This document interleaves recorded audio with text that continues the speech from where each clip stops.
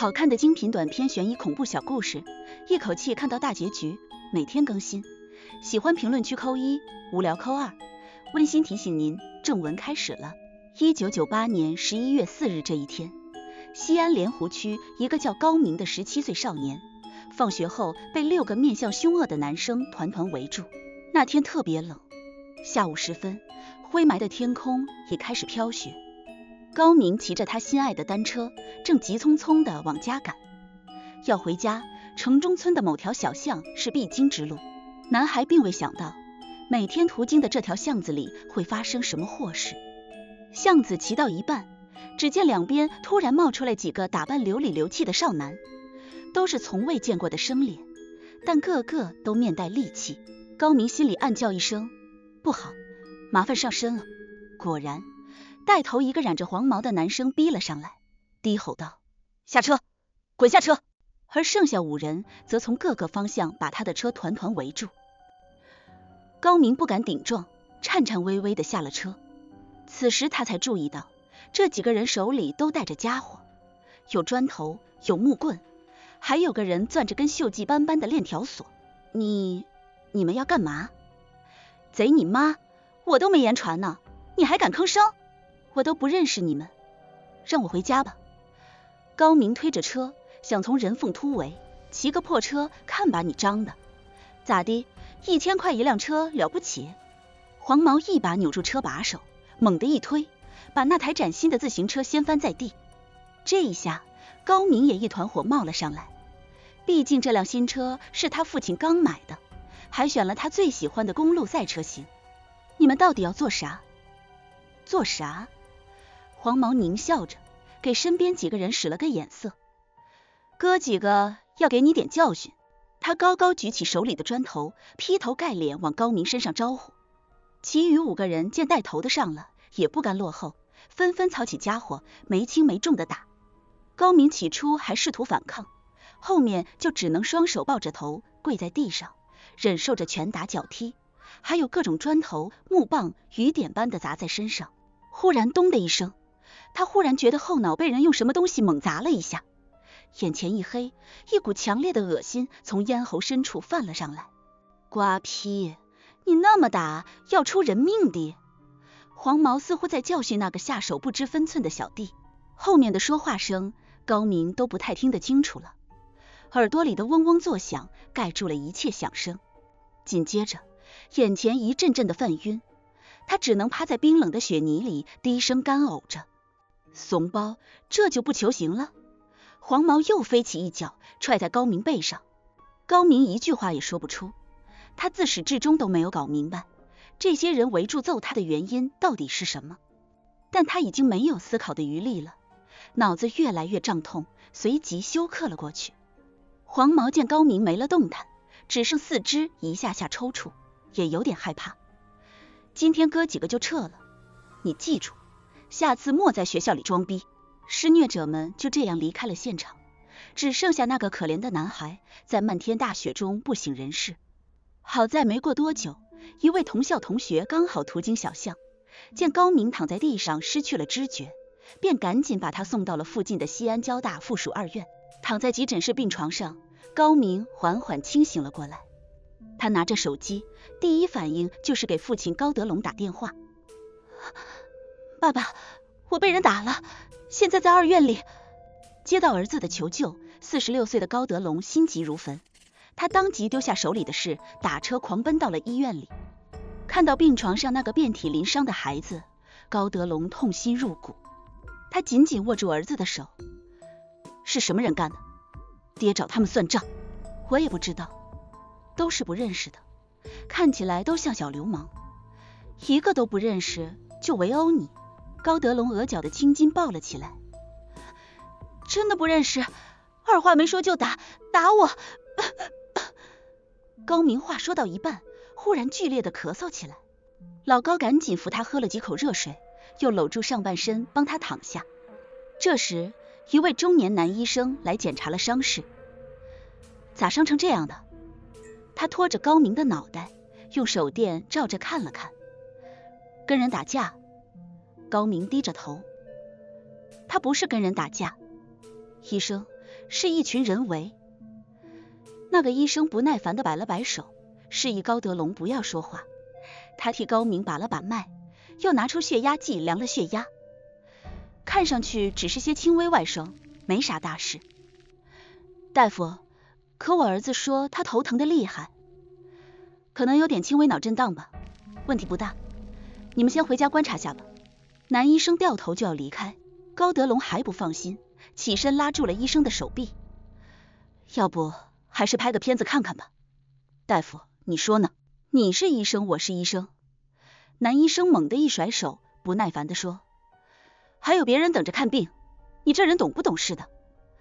老高只得松开了手，望着病床上一脸苍白的儿子，叹了口气。回到家中后，高德龙给儿子上了药，安抚他睡着，自己在儿子的小床边打了个地铺，整夜守着。到了清晨4点多的时候，高明突然醒了，迷迷糊糊地说，头好痛。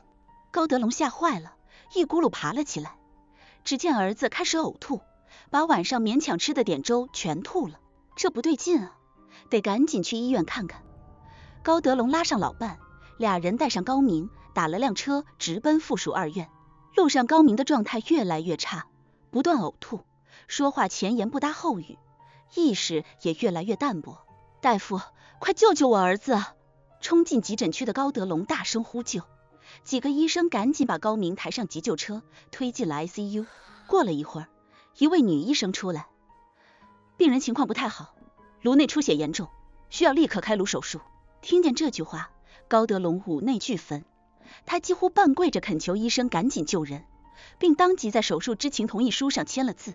没想到手术却并没有想象中那么顺利，由于脑内血肿严重，颅内积血过多，高明一直处于昏迷状态。高德龙茶饭不思，每天都守在 ICU 门口，口中喃喃念着佛经，祈祷着儿子能够转危为安。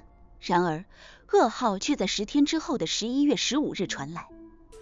很遗憾，由于伤势过重，您的儿子高明刚刚已经没有了生命体征。短短一句话，如同一道暴雷，把这个年近半百的父亲震倒在地。他痛哭着，不愿接受这个事实。你们不是说只是轻伤吗？不是让我带他回家观察吗？为什么会是这个结果？告知噩耗的女医生沉默着，她不敢直视对方那喷出火来的双眼。愤怒的高德龙还想质问什么，却觉得一阵天旋地转，自个儿晕倒在地。醒来时，妻子已经把他送回了家里。从那天起，高德龙整夜失眠，甚至10天没合眼。一到夜里，就会觉得儿子的音容笑貌在周围打转，他就会悔恨自己忙于工作，没能保护好儿子，心中内疚宛如刀绞。痛到伤心处，这个男人只能借酒消愁，一瓶一瓶的往肚里灌，眼泪掉进酒杯里。老高脖子一仰，搀着一起下肚。哪怕喝得烂醉，他还是在寻思着，一群陌生的小流氓不可能就这么无缘无故打死自己的儿子，必定是有人在背后使坏。可那个杀千刀的罪怂会是谁呢？不论如何，在他内心深处，一个愤怒的想法越发强烈，儿子绝不能就这么不明不白死了，一定得揪出真凶，替他报仇。高明之死完全是一场可耻的校园暴力。后来警方从高明的同学那里了解到，案发之前一段时间，确实学校里有个人一直对他不睦。此人叫做王兴，是高明的同班同学，俩人都在西安市第44中学念高二。王兴性格暴戾，喜欢出口成脏，家里条件一般般。他一向看不惯高明，而理由居然只是因为对方家境好，经常穿名牌，而且挺会打扮。有一次，高明下课和女生聊天，不经意聊到自己爱吃哈根达斯，没想到居然刺激到了路过的王兴，引来一番破口大骂。贼你妈，有俩臭钱了不起，吃个屁吃！高明压根没料到这样也能触怒对方，但他素来不爱争斗，便不说话，转身离开了。王兴却恶狠狠地瞪着他的背影，嘴里还在骂骂咧咧。没想到几天后的另一件小事却更加刺痛了王兴。原来当时王兴刚买了一辆新的变速山地车，在同学里属于高档货，还挺沾沾自喜。没想到2天后，高明居然也骑来了一辆新车，不但是名牌，而且还是当时极其少见的弯把公路赛款。更重要的是，价格也比王兴那辆贵得多。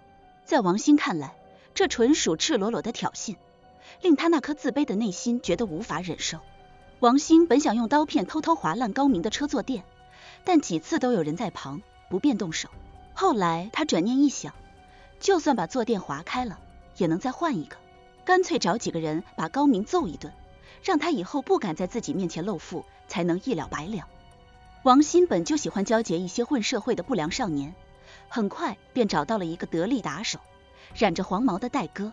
戴哥住在莲湖区纸坊村，是个混迹城中村的社会人，早早就辍学了，成天无事生非。王兴塞了200块钱给他，叮嘱他一定要让姓高的小子吃点苦头，反正医药费我出。于是就发生了巷子里的那一幕。毫无缘由的，王兴和几个小流氓把高明殴打致死。由于当事人全部是未成年人，最终法院以故意伤害罪判处领头打人的戴某有期徒刑14年，其余的当事人李某被判了有期徒刑8年，昌某有期徒刑5年，程某、任某有期徒刑各3年。还有一名少年刘某，因为不到14岁法定年龄，只能被送去攻读学校。戴某、李某、昌某、程某、任某等5人的法定代理人一共赔偿了高德龙54000元，而一手策划这起校园暴力的王兴却只被判罚了赔偿3000元。高德龙崩溃了，我儿就这么被活生生打死了，这贼娃子却一天牢都不用坐。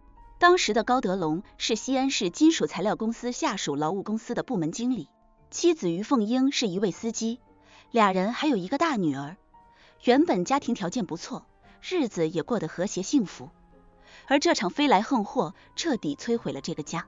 由于过分思念儿子，于凤英精神受到极大刺激，变得疯疯癫癫，披头散发，还每天像祥林嫂一样逢人就说胡话。高德龙也不再过问工作，终日躲在家里喝闷酒，还因为酒精中毒被送去抢救过。公司的领导和同事来看望他，却见到高德龙抱着儿子的骨灰盒，哭得肝肠寸断。你们说，要是当初我没给他买那辆新车，他是不是就不会死了？突然某天，高德龙离家出走，凭空消失了，谁也不知道他去了哪里。实际上，高德龙的不告而别是去了陕南山里的一座挺有名的寺庙，而去到那里最初的原因也是和怀念儿子有关。他想花钱给儿子在庙里做堰口，所谓堰口是6道轮回中恶鬼道鬼王的名字。根据《救拔堰口恶鬼陀罗尼经》，由于恶鬼王的喉细如管，不能纳食，只能依靠得道法师的变化法食才能吃饱。在当地自古就有堰口施食仪式以求超度亡魂的做法。向寺庙住持说明来意后，对方也对高德龙十分同情，当下便答应愿做堰口，帮助高明顺利升天。之后数日，老高便住在庙内，或许是僧人们的开导，令他心中的恨意有所缓和。特别是对住持，他更是愿意毫无保留地袒露心扉，讲述了和儿子的往事。原来高明是高德龙夫妇顶着超生惩罚坚持生下的孩子，儿子呱呱落地，2人的生活质量也一落千丈。高德龙夫妇均被记大过处分，工资降级扣了快1半，连扣10年，还有高额的罚款。更不用说后来高德龙还丢了工作。然而虽然日子拮据，但高德龙从来没有抱怨过，反而加倍的疼爱这个儿子，自己舍不得吃的都要留给他吃。为了挣钱养活家里，高德龙四处找活做，终于在西安金属材料公司找到了一个职位。他能干又能吃苦，很快便做到了部门经理。当上经理后，家境终于慢慢变好了。高德龙下班后，但凡事情不忙，便会亲自教育辅导高明。他希望儿子能够明白先成人再成才的道理。在他的悉心培养下，机灵可爱的高明从小便很懂事，学习也挺用功，这令高德龙倍感欣慰。可一想到17年如一日辛苦养大，就快要迎来成年的儿子，居然会和自己天人永隔，这个可怜的男人便忍不住又流下了眼泪。施主莫要悲哀，人皆有命，阿弥陀佛。在僧人们连日的耐心开导下，高德龙才稍许走出了悲痛。主持劝说他不如削发为僧，求个6根清净，并愿意安排他前往宝鸡的某寺庙出家。思来想去，高德龙同意了。没想到人到宝鸡之后，却因为一些原因，寺庙无法接纳他出家，但同意供他落脚，吃住于此。此后数年，高德龙便在这间山寺中养心，每日做些杂活，后来还兼起了庙里的卦师，替人算卦。虽然时不时还会想念儿子，但至少心中的恨意也在消散。2004年的某天，他忽而想到，或许该找那个叫王兴的家人，让他们把几家叫上，一起再聊一次。如果他们能表达出悔意，愿意对儿子说一声对不起，这事就算过去了。费了一番功夫，高德龙搞到了王兴父亲的电话，没想到对方的态度居然很粗暴。不是该判的都判了吗？你什么意思？赔偿费你也拿了。我什么意思？我就想你们当面说句道歉。我儿子没了这么久，你们一句宽慰的话都没吗？对方直接打断了他。咋嘞？就你有儿子？王兴自从那事之后，过的都是什么日子，你知道吗？这样的态度大大出乎老高的意料，也一下点燃了他的怒火。你别逼老子，我是什么都输得起的。对方竟啪一声直接挂断了电话。这下高德龙再也受不住了，他当天就离开了宝鸡的寺庙，重返西安。回到西安后，高德龙找出法院判决书，查到那7人家里的详细住址。他先来到纸坊村，当时的少年犯有4家都住在这里。当他走进出事的那条巷子里，立刻觉得悲从中来。就在此时，耳边响起了摩托车的轰鸣声。高德龙赶紧侧身一让，一台载着对年轻男女的摩托车从他旁边驶过。那对情侣还在车上大声嬉笑。高德龙仔细看了一眼，认出骑车的那个气焰嚣张的年轻人正是当初打人的程某。原来3年后他已经服刑完，出狱了。看样子这贼娃子还欠改造。高德龙心里越想越气，狠狠朝砖墙上砸了一拳。在纸坊村绕了一圈后，高德龙眼见另外几个少年犯的家里居然起了高楼，而且一家比一家盖得更高。儿啊，如今这世道真的不公平。老高长叹了口气，曾经压抑住的复仇之心不可遏制地爆发了出来。儿啊，你在那边等着，爹要让这几个狗日去陪你，该如何复仇呢？高德龙第一反应是用枪射杀。以前当经理时，某个客户曾留给他几发猎枪子弹耍，他便千方百计找熟人，想搞到把猎枪，却最终没能搞到手。不过那个熟人还是找到门路，替他花了3000多元买到了一把土制的左轮手枪。高德龙以前当过兵，手枪用得很熟练，但他拿到枪后忽而意识到，靠这把枪只能解决少数人，想要一次性把7个仇家全部除了，基本不可能。若想达成这个目标，必须在几乎同一时间动手。高德龙思来想去，琢磨出了一个计划，在7家分别安装定时炸弹，然后一起引爆。复仇思路有了，他便开始具体的实施过程。高德龙联系到以前的一位挚友蔡红旗，这人混社会多年，门路非常广。高德龙告诉他，自己现在无业，想要搞炸鱼赚点钱。蔡红旗一听便拍了胸脯，哥你这忙，兄弟一定帮你。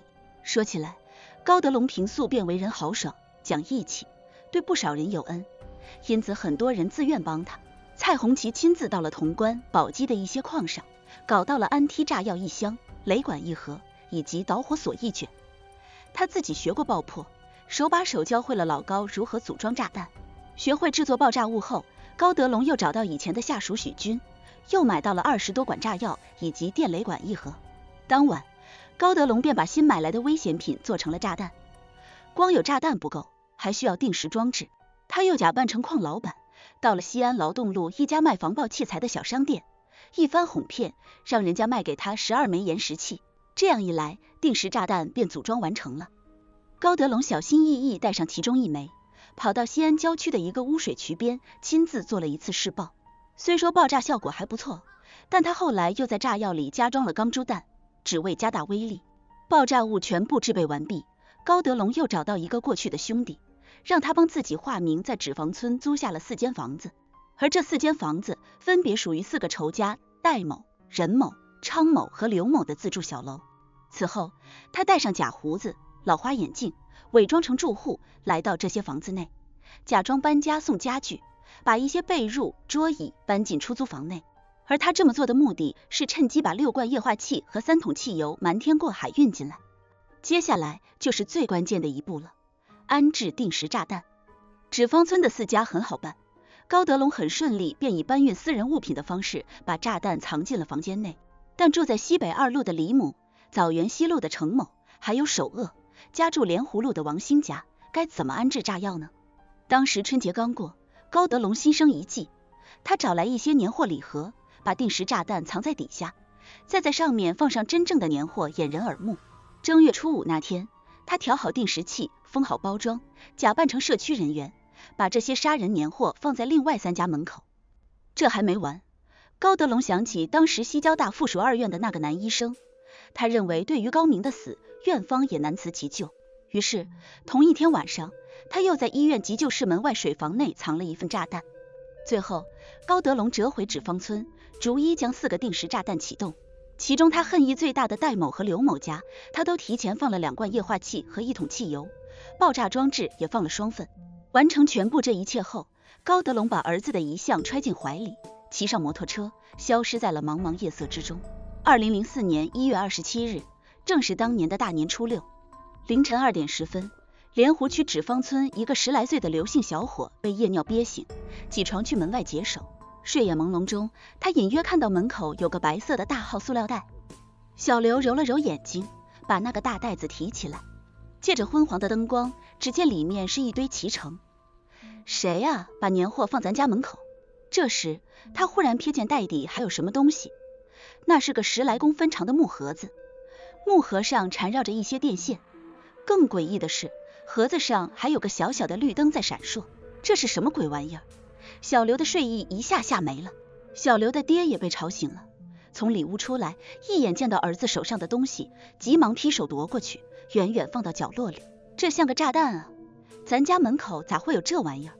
他当即报了警。莲湖分局红庙坡派出所接警后，副所长王慧民火速赶到现场，他一眼认出塑料袋里的东西确实是一枚定时炸弹。你们是不是有什么仇家？王所长问。没啊，我和邻居都没红过脸。老刘想不透，此刻的他压根想不到，5年多之前的一个下雪天，他的儿子小刘曾经伙同另外5人当街暴力殴打过一名男生，并导致了他的死亡。当时小刘不满14岁，逃过了牢狱之灾。王所长得不到答案，只能立刻呼叫警力，疏散纸坊村的居民，勘验现场，并准备进行排爆。几乎就在同一时间，莲湖区枣园西路一栋职工楼里，女职工胡某的男友回家开门时，见到门口放着一个奇怪的红枣莲子羹礼盒，他便把礼盒搬进屋里，放在胡某和前夫所生的儿子陈某卧室门里。凌晨3点半时，轰一声炸雷般的巨响，冲击波将卧室门掀飞，玻璃震碎，家具杂物一片狼藉。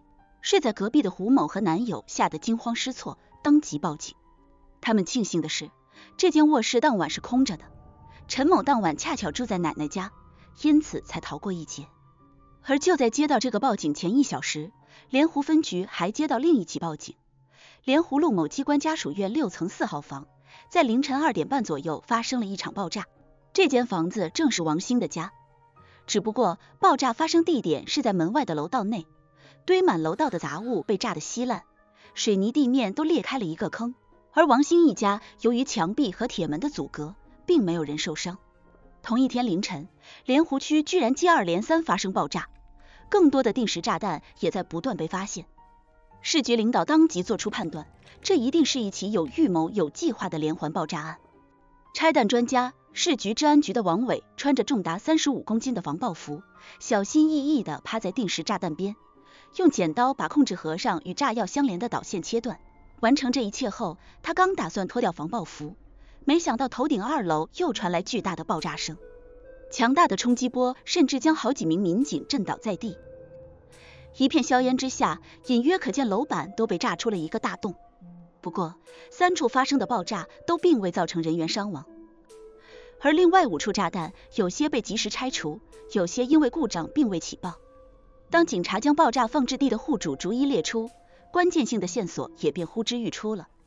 5年前发生在纸房村的那起暴力伤害致死案，这样一来，此案受害者高明的父亲高德龙便成了警方锁定的头号嫌疑人。而此时的高德龙一路骑着摩托前往儿子曾就读的44中门口，准备自杀。他把炸药捆在身上，点燃了电雷管。没想到什么都没有发生，原来电雷管此前已经受潮了。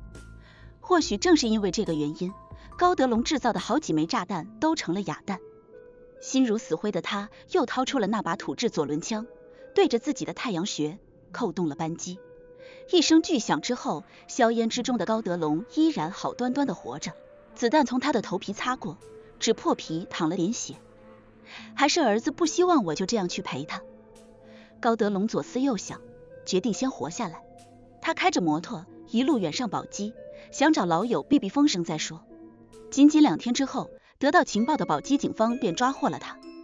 高德龙被送往西安市局的刑侦大楼，这座18层的建筑被道上称为18层地狱，意味着进去的兄弟就再也别想出来。从踏进刑侦大楼的门口那一刻，高德龙就只有一个想法，但求速死。他不希望被折磨。没想到警官们全都敬他是条汉子，不但好吃好喝，审讯时大案处大队长还把自己珍藏多年的好烟拆开，递给他一包接一包的抽。整个审讯过程中，没有任何一名警察对他拍过一次桌子。这男人讲义气重感情，是个很特别的犯人。事后负责办案的刑警梁伟如是说。高德龙没有为难警官们，他坦白了自己所有的行为，一边说一边老泪纵横。说到犯罪动机时，他认为法院对那几个孩子判得太轻，而医院抢救不及时也有不可推卸的责任。特别是个别大夫的话深深刺痛了他的心，但他自述并不愿意伤及无辜，所以选择了病人最少的时间段，找了个比较偏僻的地方放炸弹。他还说自己隐居寺庙的那几年的确考虑过放弃报仇，可惜那些仇家并不领情。我真希望他们能给我道声歉，或说些宽慰的话，哪怕只有一句，也算是对我失去儿子的一种安慰。结果适得其反，他们不但没有任何歉意，反而恶语相向。不得不说，高德龙的遭遇的确令人扼腕。然而法不容情，这起轰动一时的春节礼盒爆炸案，经过西安中院审理后认为，高德龙中年丧子的遭遇虽值得同情，但在该案罪犯分别被判刑后，其采用爆炸方法连续实施报复，足以反映出其心胸狭隘，报复心极重。